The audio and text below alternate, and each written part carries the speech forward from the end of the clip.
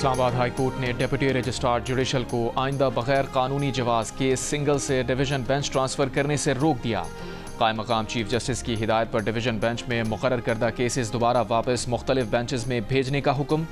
Justice Mohsin Akhtar Kiani और justice सरदार एजाज इसहाक ने 12 सफ़हात का फैसला जारी कर दिया।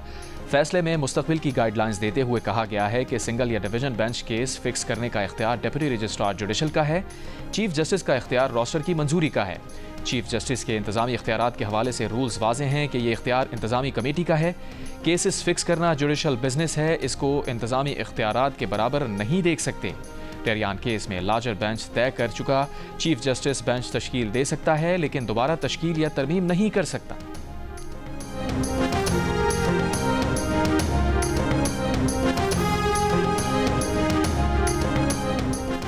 वज़ीर ख़ज़ाना मोहम्मद औरंगज़ेब ने कहा है कि तनख्वाहदार तबके को अगले बजट में रिलीफ देने के लिए प्रोग्राम तरतीब दिया गया है। तफसीलात अभी मीडिया को नहीं बता सकते।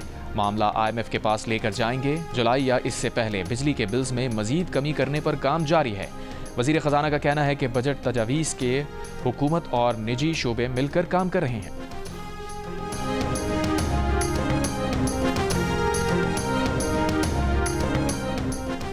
अमेरिका चीन टैरिफ जंग पर एशियाई स्टॉक मार्केट में उतार चढ़ाव। पाकिस्तान स्टॉक एक्सचेंज में कल की तेजी के बाद आज कारोबार के आगाज पर मनफी रुझान। 100 इंडेक्स 8% नीचे आ गया। ट्रेडिंग के दौरान 950 से ज़ायद पॉइंट्स की कमी। जापान और जनूबी कोरिया में भी मंदी का रुझान।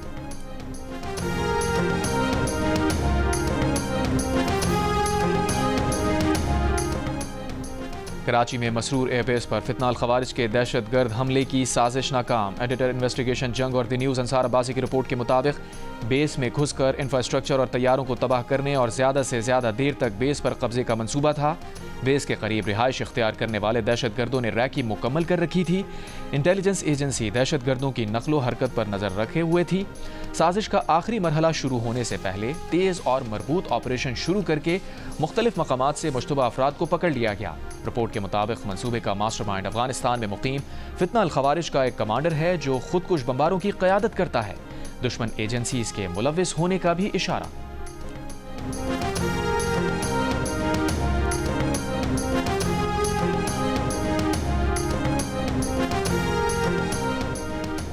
लाहौर, गुजरात, फैसलाबाद, सरगोदा और झंग में बारिश से मौसम खुशगवार। कसूर, पतोकी और शकरगढ़ में भी बादल बरसे। बाज़ मकामात पर आंधी भी चली। आज़ाद कश्मीर में भिम्बर, समाहिनी और गिरदोनवा में गरज चमक के साथ बारिश। खैबर पख्तूनख्वा में बनू और करक में बारिश से गर्मी की शिद्दत में कमी हो गई।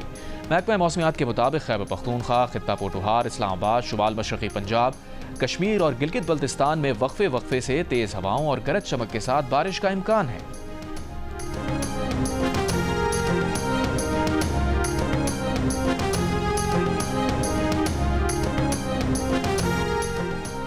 HPL PSL 10 का आगाज आज होगा। मैच से पहले रंगारंग इफ्तिताही तकरीब भी होगी। इवेंट का पहला मैच दिफाई चैंपियन इस्लामाबाद यूनाइटेड और लाहौर कलंदर्स के दरमियान रात 8:30 बजे शुरू होगा।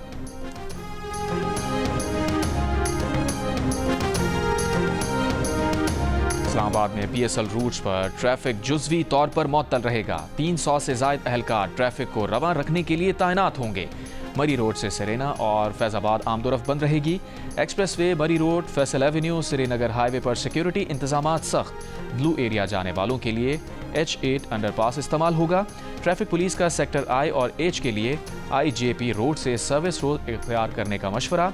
बरी इमाम जाने वालों को नादरा चौक इस्तेमाल करने का मशवरा।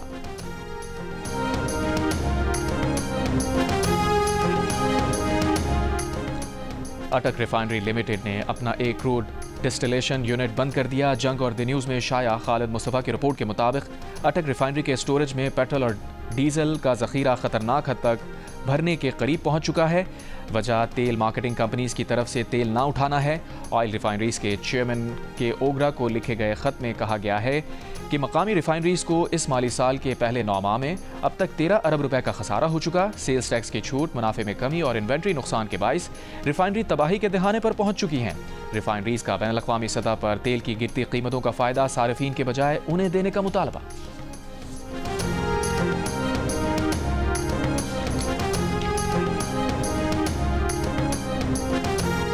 जंग में गिरफ्तार जमींदार का 10 साल की घरेलू मुलाजमा को तशद्दुद करके कत्ल करने का एतराफ़। नहर से लड़की की लाश बरामद करने के लिए तलाश जारी। पुलिस के मुताबिक मुलजिम ने घर में गंदगी करने पर मुलाजमा लड़की को डंडों से तशद्दुद का निशाना बनाया।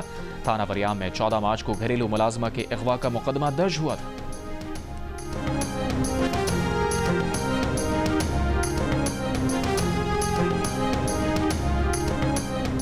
कराची के इलाके सखी हसन के करीब वाटर टैंकर को आग लगा दी गई। पुलिस के मुताबिक वाटर टैंकर ने नाजमाबाद में शहरी को टक्कर मारी थी। मोटरसाइकिल पर कुछ लोगों ने टैंकर का पीछा किया। टैंकर तेज रफ्तारी की वजह से सखी हसन के करीब उलट गया। मोटरसाइकिल सवार अफराद ने टैंकर के शीशे तोड़कर आग लगाई। शहरियों का ड्राइवर पर तशद्दुद, ड्राइवर मौका देकर फरार।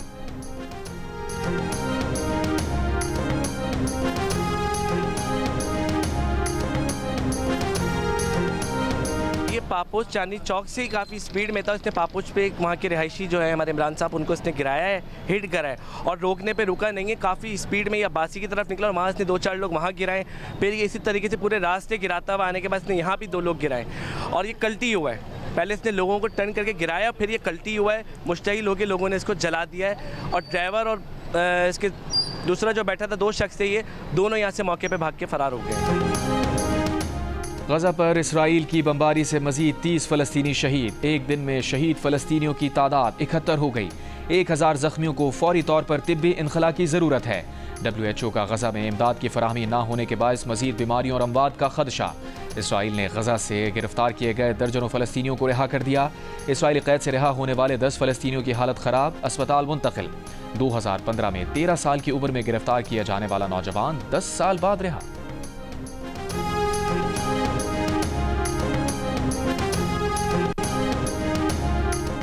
गजा जंग सियासी और ज़ाती मफादात के लिए लड़ी जा रही है। इसराइली फ़ौज के 1000 रज़ाकार फ़ौजियों का गजा जंग ख़त्म करने के लिए खुला ख़त। तमाम यरगमालियों को वतन वापस लाने का मुतालबा। नेतन्याहू ने ख़त लिखने वाले फ़ौजियों को शिद्दत पसंद ग्रुप करार देकर मुलाजमत से बरतरफ करने की धमकी दे दी। इसराइल का गजा के फ़लस्तीनियों को शाम के शुमाल में बसाने का मंसूबा। इसराइली मीडिया का कहना है कि शाम में तुर्की की सरहद के करीब फ़लस्तीनियों के लिए खैमा बस्तियों की बहाली जारी है। गजा के शहरियों को बसाने के मंसूबे पर कतर और तुर्की शामी हुकूमत से राबते में है।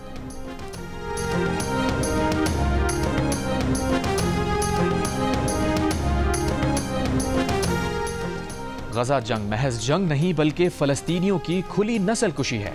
इस्लामाबाद में कौमी फ़लस्तीन कॉन्फ्रेंस का मुत्तफ़िक़ा एलामिया जारी। एलामिया में कहा गया है कि गजा में शहरी निज़ाम तबाह, अस्पताल, स्कूल समेत रफ़ाही इदारे तबाह हो चुके। अक़वाम मुत्तहिदा सलामती कौंसिल गैर मौसर हो चुके। आलमी अदालत इंसाफ समेत तमाम इदारे बेबस हैं। मुसलमानों पर जिहाद वाजिब हो चुका। इसराइल के साथ ताल्लुकात कायम करने वाले ममालिक गैर मशरूत जंगबंदी तक सफारती ताल्लुकात ख़त्म करें।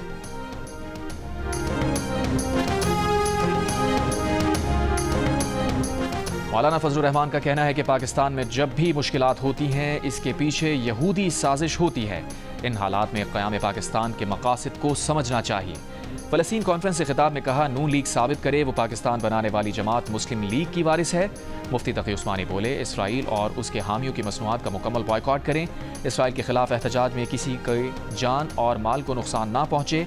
इसराइल और उसके हामियों की मसनूआत का बॉयकॉट पुरअमन तरीके से होना चाहिए।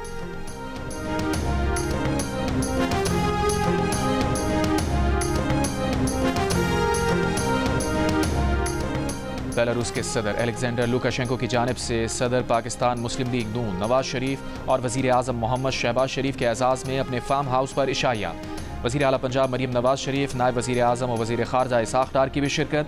सदर लुकाशेंको ने वज़ीर आज़म शहबाज शरीफ और साबिक़ वज़ीर आज़म नवाज शरीफ के लिए गैर मामूली गर्मजोशी का इजहार किया। वज़ीर आज़म ने बेलारूस के दारुल हुकूमत मिन्स्क के विक्ट्री स्क्वायर का भी दौरा किया। दूसरी आलमी जंग में जाँबाग फ़ौजियों की यादगार विक्ट्री स्क्वायर पर फूल रखे। बेलारूस आमद पर रिवायत के मुताबिक उन्हें नमक रोटी भी पेश की गई।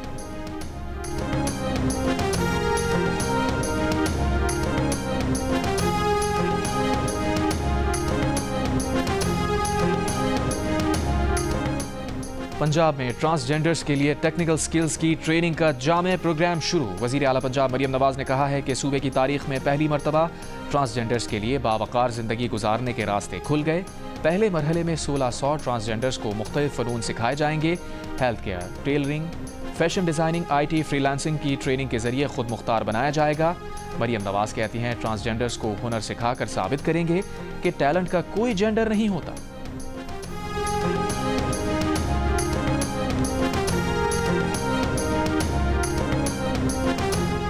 सेनेटर शहरी रहमान ने कहा है कि पेशगोई के मुताबिक इस साल गर्मी की शिद्दत ज़्यादा रहेगी। 3 सूबे पानी की किल्लत की हालत में हैं। डैम्स की हालत भी बहुत तशवीशनाक है। काश्तकारों को भी मुश्किलात हैं। साहिली इलाके पहले ही सख्त गर्मी की लपेट में आ चुके हैं।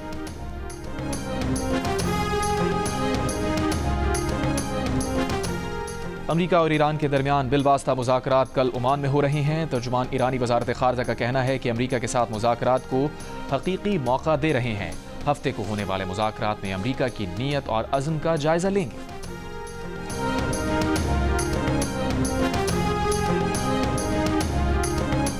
ईरानी तेल की नकलो हमल में मावनत का इल्ज़ाम। अमरीका ने मुत्तहदा अरब इमारात में मुकीम भारतीय शहरी जगविंदर सिंह बर्रार पर पाबंदियां आयद कर दी। ईरान की माली मावनत को रोकने के लिए 30 बहरी जहाज़ों के नेटवर्क को ब्लैक लिस्ट कर दिया। अमरीकी महकमा खजाना का कहना है कि बर्रार की कंपनियां धोखाधड़ी के जरिए ईरानी तेल की बरामदात की सहूलत फराहम कर रही थी।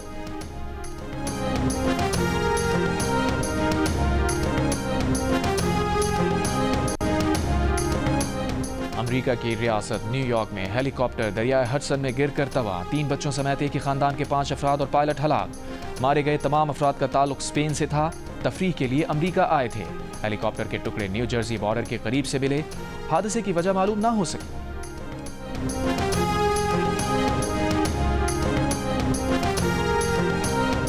इंटरनेशनल प्रेस इंस्टीट्यूट का अपने क़याम की 75वीं सालगिरह पर दुनिया में आज़ादी सहाफ़त और सहाफ़ियों से इजहार यकजहती। नोबेल अमन इनाम याफ्ता मरिया रेसा समेत IPI एग्जीक्यूटिव बोर्ड में शामिल 21 ममालिक के मारूफ सहाफ़ियों, एडिटर्स और पब्लिशर्स ने मुश्तरका बयान में हुकूमत पर अनासिर के दबाव के बावजूद रिपोर्टिंग जारी रखने का ऐलान किया।